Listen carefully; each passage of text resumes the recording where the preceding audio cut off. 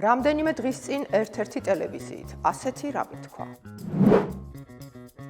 თუ წინა არჩევნებზე ქონდა ვიდეო ფოტო მასალის გადაღების უფლება და დაკვირვების უფლებაც წაართვეს დამკვირვებელს. არჩევნებზე დაკვირვების უფლება დამკვირვებლებისთვის აკრძალული არასოდეს ყოფილა. საქართველოს საარჩევნო კოდექსი კრძალავდა და კრძალავს ამორჩევლის პერსონალური მონაცემების დამუშავებას და გამშხავნებას. ყველაფერი 2017 წელს დაიწყო, როცა ამ წელს ჩატარებულ არჩევნებთან დაკავშირებით ეუთო ოდირის საბოლოო ანგარიში აისახა შემდეგი რეკომენდაცია.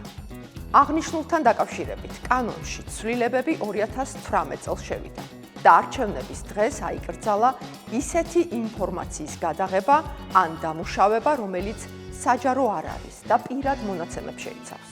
შესაბამისად, ეს წესები ჩართული მხარეებისთვის დიდი ხანია ცნობილია.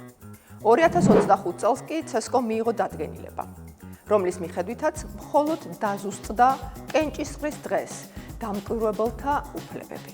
ეს ცვლილება კი საჭირო გახდა, რადგან 2024 წლის არჩევნებზე დაფიქსირდა შემთხვევები, როცა ზოგიერთი პირი არ ღვევდა დადგენილ წესებს ფოტო-ვიდეო გადაღებისა და პერსონალური მონაცემების დაცვის დროს.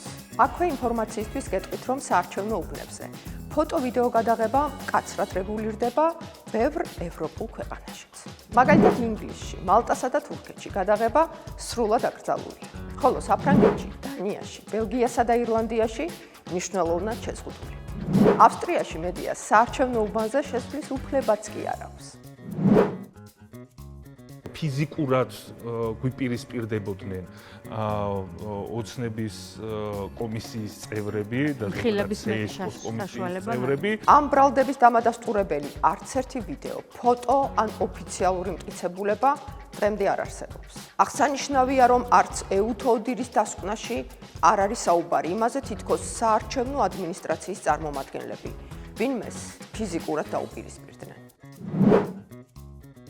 მაინც შევძელით და გამოვიტანეთ დამამტკიცებელი მასალა.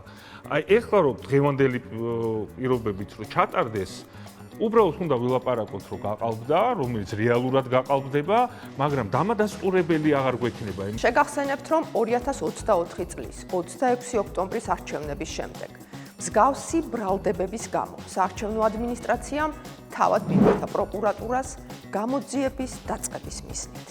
პროკურატურის ინფორმაციით ჩატარებული საგამოძიებო მოქმედებების შედეგად არც პოლიტიკურ პარტიებს და არც სადამკვირვებლო ორგანიზაციებს არჩევნების გაყალბების დამადასტურებელი კონკრეტული მტკიცებულებები არ წარუდგენიათ. ფაქტი მხოლოდ ერთია. საარჩევნო ადმინისტრაციამ 26 ოქტომბრის არჩევნების ადმინისტრირება განახორციელა მაღალ პროფესიულ დონეზე და კანონმდებლობის სრული დაცვით, რაც დადასტურებულია ეუთო ოდირის სადამკვირვებლო მისიის შეფასებითაც. ამიტომ ნუენდობი ბრმად ხმამაღალ განცხადებებს და გადაამოწმე ინფორმაცია მანამ, სანამ გაიზიარებ ვებგვერდზე disinfo.cc/gov.il